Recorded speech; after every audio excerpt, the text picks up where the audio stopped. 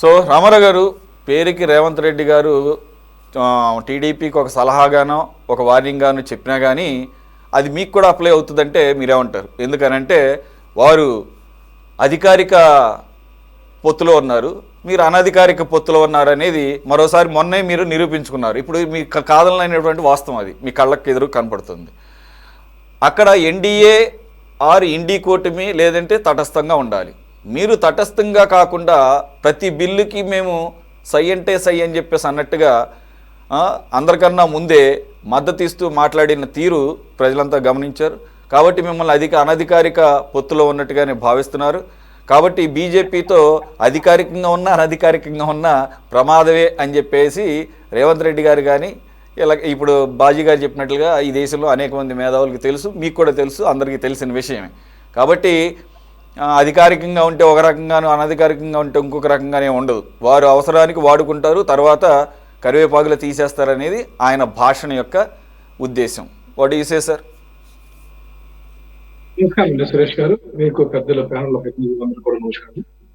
ఇక్కడ రేవంత్ రెడ్డి గారు చేసినటువంటి కామెంట్స్ వాస్తవంగా యథార్థము. అయితే ఈ సందర్భంగా ఇప్పుడున్నటువంటి పరిస్థితుల్లో ఆయన కామెంట్ చేశారంటే ఇది చంద్రబాబు నాయుడు గారికి ఆయన మీద చర్చ జరిగి ఒక షెల్టర్ గా ఆయన ఆలోచన చేశారనేది అనిపిస్తా ఉంది. ఎందుకంటే వాళ్ళిద్దరు కూడా గురు శిష్యుల బంధం ఉంది. అట్లాగే చంద్రబాబు గారు అంటే రేవంత్ రెడ్డి గారికి ప్రేమ ఉంది, రేవంత్ రెడ్డి గారి మీద చంద్రబాబు గారికి కూడా ప్రేమ ఉంది. ఎందుకంటే మనం చూసాం ఆంధ్రప్రదేశ్ కి సంబంధించినటువంటి ఎంపీలు, మహిళా నాయకురాళ్ళందరూ కూడా, చాలా మంది నాయకులు, ఎంపీలు కానీ అందరూ కూడా మంత్రులతో సహా రేవంత్ రెడ్డి గారితో ఢిల్లీలో చట్టపట్టాలు వేసుకొని తిరుగుతున్నారంటే ఇక్కడ ఆంధ్రప్రదేశ్ రాజకీయాల అంశం చూస్తే చాలా విచిత్రమైనటువంటి విధానం కొనసాగుతా ఉంది. మా నాయకుడు జగన్మోహన్ రెడ్డి గారు చాలా స్పష్టంగా ఉన్నారు.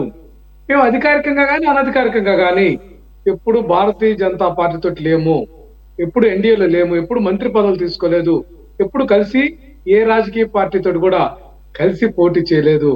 ఇక్కడ రేవంత్ రెడ్డి గారి మాటల్లో మా విధానాన్ని, మా నాయకుడు జగన్మోహన్ రెడ్డి గారి విధానాన్ని, మా పార్టీ వైఎస్ఆర్ కాంగ్రెస్ పార్టీ విధానం సరైన విధానం అనేటువంటి భావ వ్యక్తీకరణ జరుగుతూ ఉంది.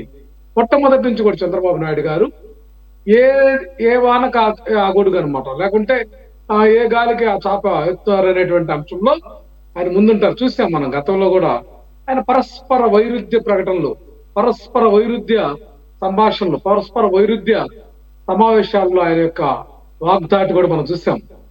ఆ యొక్క మోడీ గారి మీద వ్యక్తిని ఇసుపడి ఏదైతే ఈ ఆంధ్రప్రదేశ్ భవిష్యత్తు కోసం అని చెప్పేసి నిరాహార దీక్షలు, ఏవి రాష్ట్రానికి సంబంధించినటువంటి ఆ యొక్క అంశాలన్నిటి మీద కూడా ఆ రోజు దుమ్మెత్తి పోసినటువంటి ధర్మదీక్షల పేరుతోటి చేసి మోడీ గారిని కానీ అట్లాగే అమిత్ షాని కానీ రాష్ట్రాలకు రానియం. అసలు అదే కాదు, కేంద్ర ప్రభుత్వ అధీనంలో ఉన్నటువంటి సిబిఐని కూడా మేము యాక్సెప్ట్ చేయమని చెప్పినటువంటి అంశం మనం గుర్తు చేసుకోవాలి. అంటే ఆ రోజు ఆయన అనుకున్న విషయం ఏంటంటే భారతీయ జనతా పార్టీతో కలిసి ఉంటే ఖచ్చితంగా ఇబ్బంది జరుగుతుందేమో, కేంద్రంలో కాంగ్రెస్ పార్టీ వచ్చేటటువంటి పరిస్థితి ఉందని చెప్పి తెలంగాణలో కూడా కాంగ్రెస్ తోటి డైరెక్ట్ గా పొత్తు పెట్టుకున్నటువంటి అంశం మనం చూసాం. అంటే ఆయనకి ఎక్కడ వీలుగా ఉంటే ఆ విధంగా ప్రవర్తిస్తారనేది ఉంది. ఈ సందర్భంగా రేవంత్ రెడ్డి గారు చేసినటువంటి వ్యాఖ్యలు ఆంధ్రప్రదేశ్ అంశం రాజకీయానికి సంబంధించిందైనా ఆయనకు సంబంధం లేకపోయినా చేశారంటే వీళ్ళిద్దరు కూడా కేంద్ర ప్రభుత్వంతో మైండ్ గేమ్ ఆడుతున్నారు. ఎందుకంటే మనం చూసాం 16 మంది సభ్యులు, ఎంపీలు ఈ రోజు ఆ యొక్క ఓటింగ్ ఎన్డీఏకు సంబంధించినటువంటి సభ్యులు వ్యతిరేకంగా ఓటేశారనేటువంటి అంశము రాహుల్ గాంధీ గారు కూడా పార్లమెంట్ లో కూడా ప్రస్తావన తీసుకురావడం జరిగింది. ఈ మైండ్ గేమ్ ఎవరి కోసం అనేది దీంట్లో చాణక్యంగా లేకుంటే పరిస్థితులకు అనుకూలంగా తన యొక్క విధానాలకి లేకపోతే తనకు షెల్టర్ గా ఈ యొక్క అంశాలన్నీ కూడా ఏదైతే చంద్రబాబు నాయుడు గారు లోపాయకారిగా చేస్తున్నటువంటి అంశము ఒకటి ప్రజల చర్చల్లో ఉంది. అట్లాగే ఆయన అందరికంటే గట్టిగా, మీరు కూడా కోట్ చేశారు, అందరికంటే గట్టిగా ఈరోజు ఏదైతే ఎన్డీఏ వ్యతిరేక కూటమి కానీ ఇండియా కూటమి ఏదైతే కాంగ్రెస్ పార్టీ అదే యొక్క పెద్దరికంలో ఉన్నటువంటి కూటమిని అంతా కూడా దుమ్మెత్తి పోస్తున్నారు కేవలం ఈ మోడీ గారి ప్రాపకం కోసం. ఈ యొక్క 16 మందిలో ఎంతో కొంతమంది తెలుగుదేశం పార్టీ వాళ్ళు ఉన్నారు అనేది కేంద్రానికి తెలిసిపోయింది. ఖచ్చితంగా వాళ్ళు ఇప్పుడు ఏంటంటే మైనార్టీ ప్రభుత్వం కాబట్టి ఎవరిని వదులుకున్న ఇబ్బందులు ఉంటాయి కాబట్టి వేచి చూస్తున్నారు. కానీ ఖచ్చితంగా ఈ రాష్ట్రంలో తెలుగుదేశం పార్టీకి థ్రెట్ ఉందనేది రేవంత్ రెడ్డి గారు కూడా ఒక రాష్ట్రానికి ముఖ్యమంత్రి కాబట్టి ఆయనకుండే సమాచారం కానీ ఆయనకుండేటటువంటి రాజకీయ ఏదైతే ఫ్రెండ్స్ ఏదైతే ఉన్నారో స్నేహితులు వాళ్ళు చెప్పినటువంటి అంశాల ద్వారా ఇది తెలుస్తా ఉంది. ఖచ్చితంగా చంద్రబాబు నాయుడు గారికి ఏదైతే నితీష్ కుమార్ గారికి ఎట్లయితే జరిగిందో అంతకంటే ఘోరమైనటువంటి పరాభవం అది పవన్ కళ్యాణ్ రూపంలో వస్తుందా, లేకపోతే భారతీయ జనతా పార్టీ ఓవరాల్ గా టార్గెట్ చేసి తమ పార్టీకి సంబంధించినటువంటి వ్యక్తుల్ని రంగంలో దించుద్దా, ఇప్పుడే దించుద్దా, లేకపోతే ఎన్నికల ముందు దించుద్దా, లేకపోతే రేపు మరలా సార్వత్రిక ఎన్నికల తర్వాత దించుద్దా అనేది అదైతే మాత్రం ఖచ్చితంగా వాళ్ళ యొక్క నైజం అది. భారతీయ జనతా పార్టీ నైజము మనకు తెలిసినటువంటి అంశమే. వివిధ రాష్ట్రాల్లో వాళ్ళు వాళ్ళు చేస్తున్నటువంటి రాజకీయాలు మనం గమనించాలి.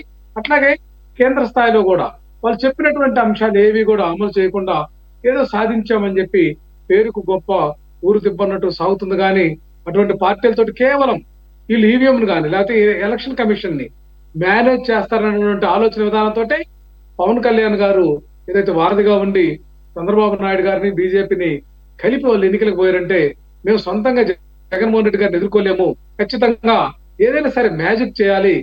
ఈ మ్యాజిక్ లో ఎన్నికల కమిషన్ మనం చూసాం కదండి.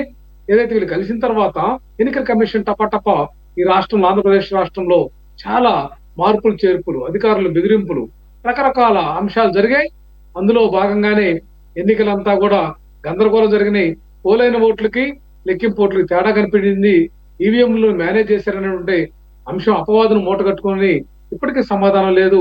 వివిప్యాట్ స్లిప్లను కనీసం 45 రోజుల పాటు కాపాడాల్సి ఉంటే 10 రోజులకే వాటిని డిమాండ్ చేసి ఇట్లా భారతీయ జనతా పార్టీ చాలా అంశాలు ఎన్నికల కమిషన్ ద్వారా లోపభూయిష్టమైనటువంటి విధానాలు చేసింది అనేది మన కళ్ళకు కట్టినట్టు కనిపిస్తా ఉంది. మా నాయకుడు అయితే ఖచ్చితంగా అవేర్ గానే ఉన్నాడు. రైట్, మీరు ఒక పాసిబిలిటీ అయితే చెప్పారు. అది పవన్ కళ్యాణ్ గారి రూపంలో ఏ మార్గం నుంచి వస్తారు అనేది అదొక పాసిబిలిటీ ఉందంటున్నారు. కాగల కార్యం గంధర్వులు తీర్చడం అంటే అదే అవుతుంది, మీరు కోరుకునేదే కాబట్టి మీరు దాన్ని వెల్కమ్ చేస్తారు, అలాగే అది జరగాలని కోరుకుంటారు అనేది అది మనసులో ఎవరికైనా ఉండేది. అది విజయసాయిరెడ్డి గారు కూడా 1-2 సార్లు చెప్పినటువంటి వ్యవహారం. ఏది ఈ కూటమిని బద్దలు కొడితే తప్ప వైసీపీకి మరోసారి అవకాశం ఉండే పరిస్థితి లేదని. అది బీజేపీ చేస్తుందా లేకపోతే పవన్ కళ్యాణ్ గారు చేస్తారా అనేది చేయటం ద్వారా మీకు లాభం చేకూరుతుంది కాబట్టి దానికోసం ఎదురు చూడండి. ఆ రకంగా జరగాలని కోరుకోండి. బీజేపీ పాత్ర సెకండ్ పాత్ర అంతకన్నా పెద్ద గేమ్ ఆడుతుంది లేండి బీజేపీ, కాబట్టి అందుకని మీకు వార్నింగ్ ఇచ్చింది రేవంత్ రెడ్డి గారిది. అలాగని చంద్రబాబు సరే సరే ఇప్పుడు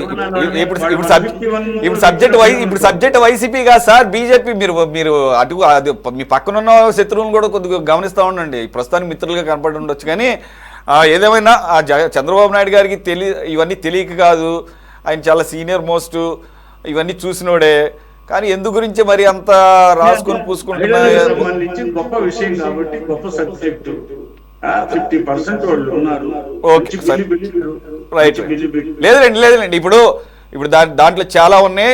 ఇంకా డీప్గా మేము ఇది డిబేట్లు చేసిన సందర్భం ఉంది, మళ్ళీ దీని మీద చేయాల్సి వస్తుంది. దీంట్లో చాలా వ్యవహారాలు ఉన్నాయి కనపడకుండా నిగూఢంగా. అది ఒకవేళ 50% అనేది ఆయన నోటి ద్వారా కాకుండా గంట ఇస్తే నేను అమెండ్మెంట్తో వస్తానని చెప్పిన అమిత్ షా గారు తీసుకొచ్చినా కానీ అది రేపు జ్యుడిషియల్ స్క్రూటినీకి నిలబడేది కాదు. ఎందుకంటే అది రాజ్యాంగపరమైనటువంటి సవరణ చేస్తేనే అది సాధ్యపడుతుంది. కాబట్టి మరోసారి డీప్గా డిస్కస్ చేద్దాము. మరి ఇవన్నీ తెలుసు కూడా చంద్రబాబు నాయుడు గారు అలా ఒంటికాల మీదకే అవతల పార్టీల మీద లేకడం ఎంతవరకు కరెక్ట్ ఆలోచించుకోవాలి.